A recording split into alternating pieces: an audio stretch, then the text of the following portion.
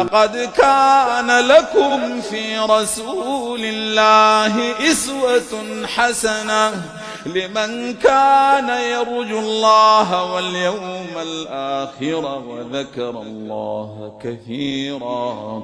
ولما رأى المؤمنون الأحزاب قالوا هذا ما وعدنا الله ورسوله وصدق الله ورسوله وما زادهم إلا إيمانا وتسليما.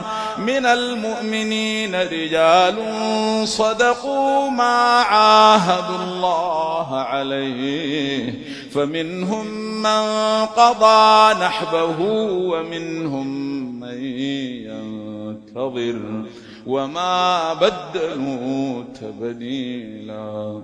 ليجزي الله الصادقين بصدقهم ويعذب المنافقين إن شاء أو يتوب عليهم إن الله كان غفورا رحيما.